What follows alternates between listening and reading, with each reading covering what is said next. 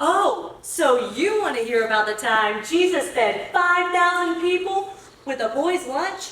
Sure, let me just tell you all about it because, of course, this is exactly how I thought my day would go. You know how it is. It was just your typical Wednesday. The crowds following Jesus. There's a little bit of chaos, a little bit of preaching, nothing out of the ordinary. But then, the magic happened. I'll tell you, I was so ready to hear some of Jesus' wisdom. I was all in. But after a few hours, I realized I had forgotten one little thing. Lunch. Oh yeah, my stomach was definitely starting to remind me about that, if you know what I mean. Now, I don't know about you, but there's a point when hunger turns into hangry, and that's a whole other problem. So the disciples were out there looking all frantic, like their hair was on fire. They start whispering, like I don't have ears, about how nobody has food. And I'm sitting there thinking, well, duh, you're out in the middle of nowhere. Did you really think people were just going to pack a full meal for a sermon? Not all of us are walking around with gourmet lunches in our bags. And that's when I hear it. Oh yes, I hear Peter, big, brave Peter yelling, there's a boy with 5 loaves and 2 fish. What's that gonna do? 5 loaves and 2 fish? You've got 5,000 people. And a boy who brought his little lunch to what I can only assume was a spiritual buffet. So there I am, watching this whole mess unfold. Peter's looking at the boy like he's the one who's lost his mind. And I'm thinking, are we really going to try to feed 5,000 people with this? I mean, if there's some kind of miracle involved here, I sure hope it's coming soon. Like really soon. But then Jesus does the most unexpected thing. He says, bring it to me. Oh, sure, just give me the bread and fish and I'll do some magic trick, right? Like it's suddenly going to turn into a buffet fit for a king. Yeah, right. But Jesus didn't scoff at the little boy's lunch. No, he took it. He didn't say, really? This is it? I mean, come on, who packed this? A couple of loaves of bread and 2 sardines? No, he didn't say that. He just prayed.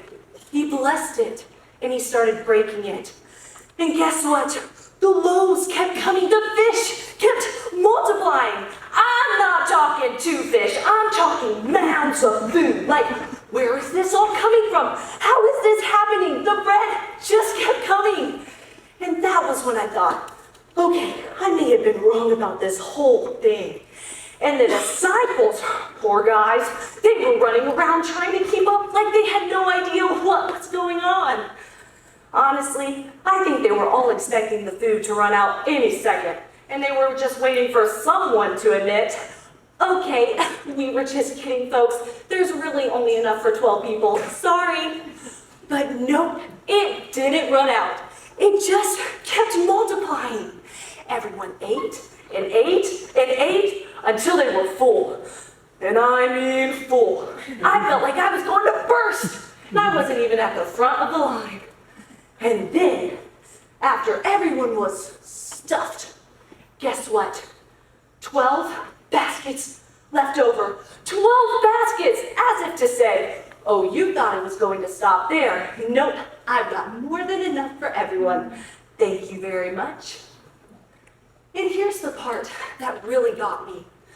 I'm standing there, holding my stomach, still amazed that I just ate a feast out of a boy's snack. But I realized something in that moment. It wasn't just the food that mattered. It was the lesson Jesus was teaching us about trust, about giving. That little boy gave what he had. It wasn't much, just 5 loaves of bread and 2 fish. But he gave it. And when we give God what we have, even if it's small, even if it seems like it's not enough, he multiplies it. It's never about how much we have, but how willing we are to give it to him. You know, I've spent so many years thinking I needed more time, more money, more talent, more anything. And here's this little boy, and he gave all he had, and Jesus took it and made it more than enough for everyone there. That's the kind of God we serve.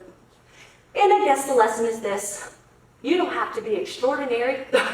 You don't have to have it all together. You just have to be willing to bring what you've got, even if it's just a couple of loaves and fish. So what's in your basket? You think it's too small? You think it's too little? Just wait. Give it to Jesus and watch what he can do with it.